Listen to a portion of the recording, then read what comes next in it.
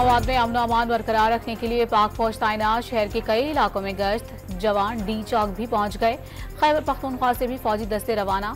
Security जराये के मुताबिक शरपसंदों को दोनों तरफ से घेर लिया जाएगा।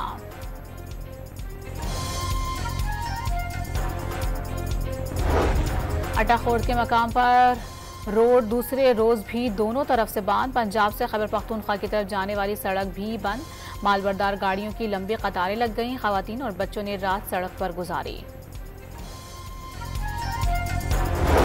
तहरीक इंसाफ के डी चौक एहतजाज की कॉल पर कारकुनों और पुलिस में झड़पें। पथराव से एसपी समेत 3 एहलकार जख्मी। बानी पीटीआई की दोनों बहनों अलीमा और उज़मा खान समेत कई अफराद ज़ेर हिरासत।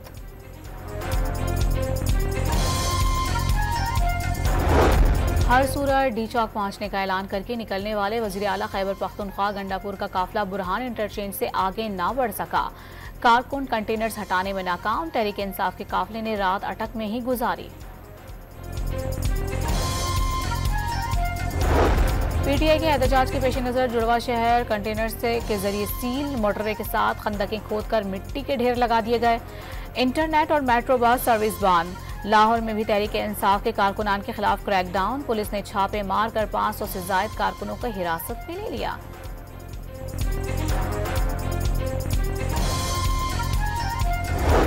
असातिज़ा माशरे के मेमार नौजवान जहनों की परवरिश करते हैं। असातिज़ा को तरबियत और पेशा वराना तरक्की के मौके फुकदान जैसे चैलेंजेस दरपेश हैं।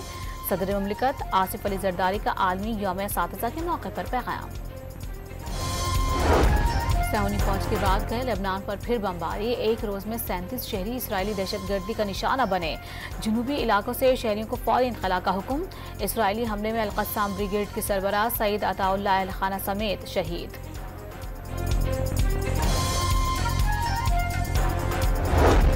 इसराइली फजाई ने गाजा के रिहायशी इलाकों पर भी फिर से बम बरसा दिए। ताज़ा हमलों में 8 फलस्तीनी शहीद।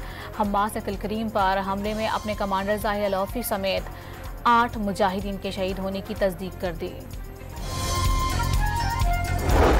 इराक की मुजाहिमती ग्रुप ने शुमाली इसराइल में फौजी अड्डे पर ड्रोन दाग दिए। 2 फौजी हलाक, 20 से जायद जख्मी। ड्रोन हमले में फौजियों के रिहायशी कमरों को निशाना बनाया गया।